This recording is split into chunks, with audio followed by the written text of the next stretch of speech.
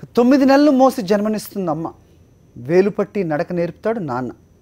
విద్యాబుద్ధులు నేర్పి జీవితాన్ని ఇస్తాడు గురువు. అయితే ఆ చిన్నారికి మాత్రం అన్నీ అమ్మే. వయసుకు తగ్గ ఎదుగుదల లేకపోయినా 17 ఏళ్ల ఇషితను ఇప్పటికీ కన్ను పాపలా కాపాడుకుంటుంది. సెరిబ్రల్ పాల్సీతో బాధపడుతూ కూడా సాధారణ విద్యార్థులతో పోటీపడి మరీ 10th క్లాస్ పాస్ అయ్యేలా చేసింది. బిడ్డను గెలిపించి అమ్మగా తాను కూడా గెలిచింది.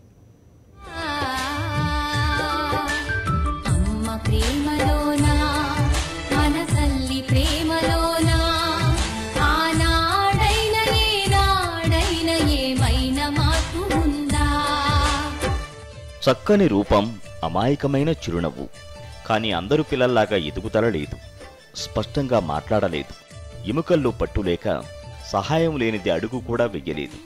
కానీ తన చుట్టూ పరిసరాలు అర్థం చేసుకుంటూ కల్మషం లేని చిరునవ్వుతో అందరి మనసులు దోచుకునే ఈ అమ్మాయి పేరు ఇషిత. అందరూ స్మైలీ అని ముద్దుగా పిలుచుకుంటారు. సెరిబ్రల్ పాల్సీ అనే వింత వ్యాధితో బాధపడుతున్న ఈ చిన్నారి తన తల్లి గురించి ఏం చెబుతుందంటే,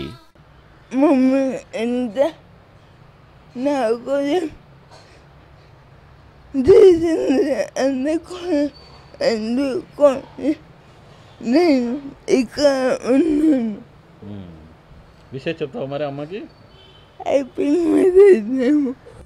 మా అమ్మ వల్లే నేను ఇక్కడ ఇలా ఉన్నా అంటున్న చిన్నారి ఇషిత తల్లి గురించి మనం నిజంగా చెప్పుకోవలసిందే.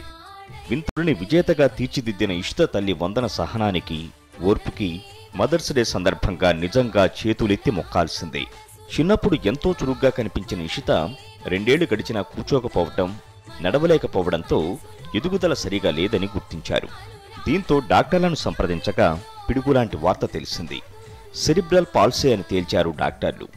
తట్టుకోలేని బాధలో కూడా ఎన్నో ప్రయత్నాలు చేసింది వందన. మన బిడ్డను మనమే బాగు చేసుకుందామన్న భర్త మాటలతో మరింత ధైర్యంగా ముందుకు కదిలింది. When she was diagnosed as cerebral palsy when she was small, so we never thought how we will make her study. As she was not able to sit, she never had a head control properly.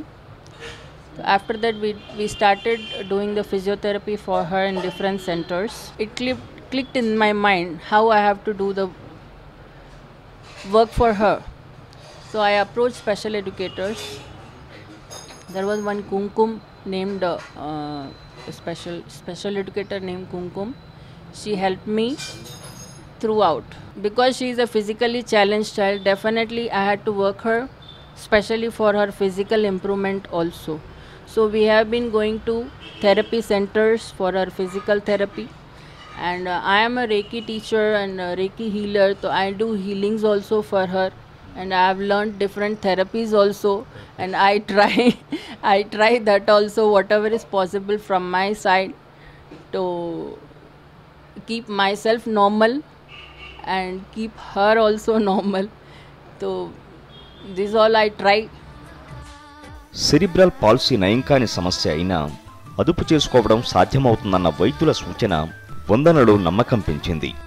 కష్టమైన 2 ఏళ్ల పాటు ఫిజియోథెరపీతో పాటు రకరకాల శిక్షణలు ఇప్పించింది. క్రమంగా చేతులు కదపటం, IQ కూడా మామూలుగానే ఉండటంతో అతి కష్టం మీద పెన్ను పట్టుకోవటం, రాయటం అలవాటు చేయించింది. ఆ తర్వాత ఆమెను అందరు పిల్లలతో పాటు స్కూల్లో చేర్పించడానికి కూడా ఎన్నో ప్రయత్నాలు చేసి చివరకు సక్సెస్ అయింది ఈ తల్లి.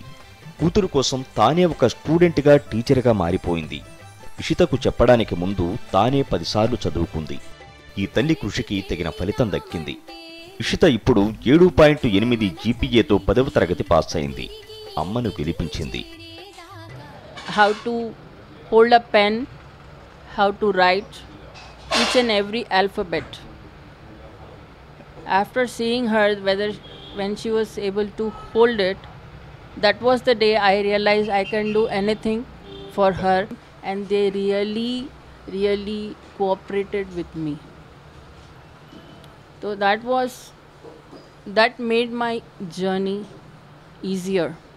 Though it was tough at that time, I thought, because every year I felt whether she will be able to cross this year or not, whether she will be able to understand 2-line question or 3-line question or 5-line question.